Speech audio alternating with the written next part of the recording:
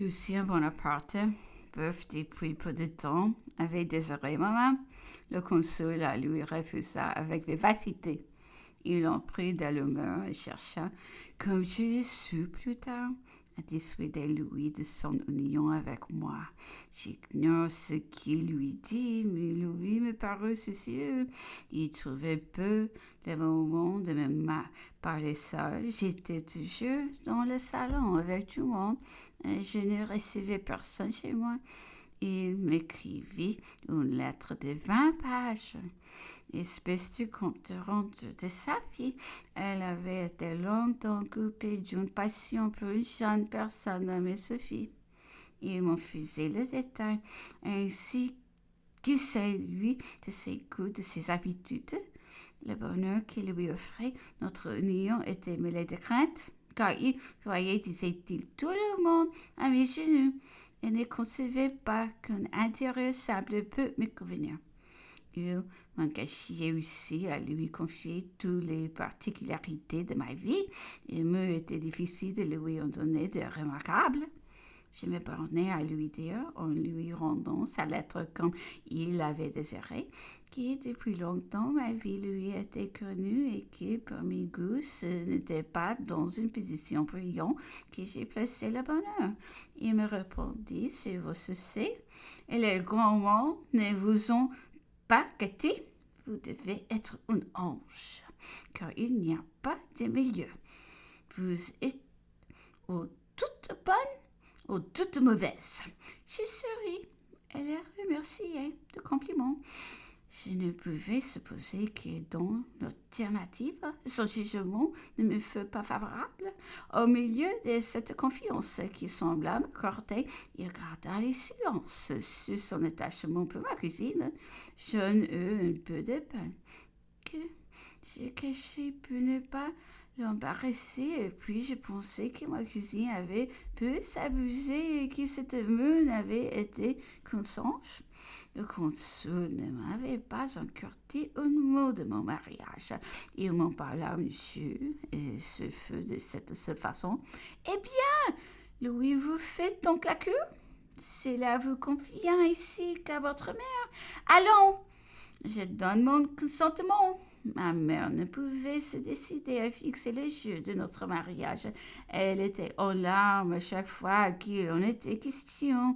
Le consul la consolait, se moquait d'elle et pressait d'aller à Lyon où l'appelait la consulta de Milan qui venait régler avec lui l'organisation de la République italienne. Il resta que je me marierais, ce te jure. J'étais souffrante, j'ai prié ma mère d'en obtenir encore deux. Le consul les accorda, quoique contrarié de retarder le voyage dont tous les préparatifs étaient faits. Louis, qu'on n'avait pas instruit de ce changement de disposition, arriva chez ma mère. Ce délai fut une affaire pour lui. Il ne pouvait comprendre que le jeu pris pour une telle cérémonie puisse changer. Il se perdait à en chercher les motifs.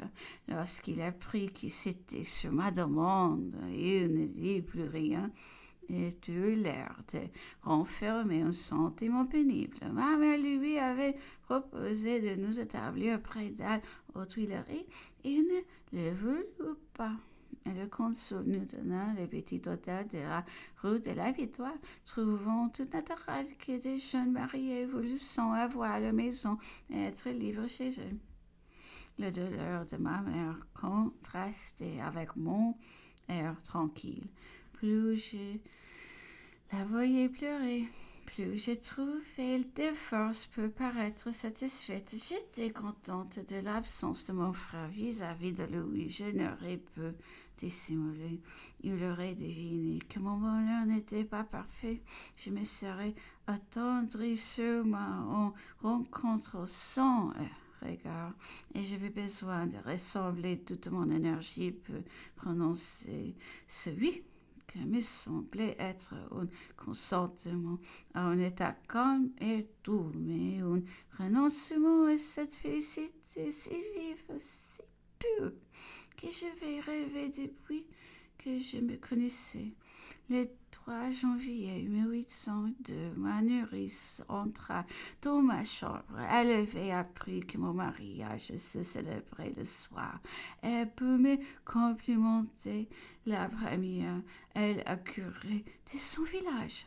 Elle m'embrassa avec cette tendresse campagnarde que les villageoises conservent toujours ce qu'elles ont nourri de leur lait. J'ignore quel sentiment m'oppressa. Je fondis en larmes et ne pus cacher au moment de désespoir qui m'effraya. Moi-même, à cette vue la joie de cette pauvre femme se changeait en chagrin, mais je me remis promptement et rappelai tout mon courage. La journée se passa assez tristement. Je dois dire, à distribuer divers bijoux à tous les domestiques du palais. Ils recevaient les larmes aux yeux et m'exprimaient les regrets de ne plus me servir. Il y a toujours là de quoi attendre, mais ma force était revenue et j'étais disposée à recevoir toutes les impressions sans en être émue. Mon mariage devait se célébrer en famille. Les consuls Cambassière le Brun et le général Bessière et Monsieur Lavalette étaient nos témoins. Ma mère m'avait fait faire une robe des plus élégantes, toute garnie de fleurs. Le consul m'avait donné une parure de diamants. Tout était prêt pour ma toilette. Je trouvais ridicule de me faire si belle. Je ne voulus mettre que des perles, une robe de crêpes blanches et seulement des bouquets de fleurs d'oranger. Aurais-je été si simple si j'eusse été plus satisfaite? C'est ce que j'ignore. Le consul vint nous chercher pour nous conduire dans les grands appartements où la municipalité était réunie. Nous montons par ce petit escalier avec ma mère. Lui veut nous suivre. Le consul l'engage à passer par le grand escalier. Cette circonstance a l'air de le contrarier. On nous marie. Ma mère seule est en larmes. J'ai si peur de dire celui d'une voix faible et tremblante que je le prononce plus haut et plus fort qu'il nous fallut peut-être. Nous nous rendons rue de la Victoire, où le cardinal Caprara arriva depuis peu de France. Peu en France, pour les affaires de la religion, nous attendons dans une chapelle provisoire. Il nous donne la bénédiction nuptiale. Murat et Caroline la reçoivent en même temps que nous, car à l'époque de leur mariage, le culte catholique n'était pas encore établi. J'éprouvais une pression pénible de voir cette double union. Cet autre ménage est si heureux, et ce montant, et ce superstition, et ce pressentiment. Mais je crains que d'un côté se trouve toute la bonheur et toute la malheur de l'autre. Cependant, je me rassure, toute la famille m'embrasse. On me répète-t-on, vous serez heureuse, lui est si bon, que j'aime à me persuader qu'on dit vrai. On me conduisait dans un salon près d'une corbeille magnifique. Je n'y fis nulle attention. Ces bagatelles me touchaient un peu. Mais mon mari parut affecté de cette indifférence. De qui je m'en aperçus. J'ai tâché de réparer ma faute. Le lendemain, nous allâmes déjeuner aux Tuileries. Le consul me fit quelques plaisanteries. Ma mère pleura encore. Pour le distraire, il lui parla de son voyage de Lyon, lui demanda ce qu'on disait dans la polémique.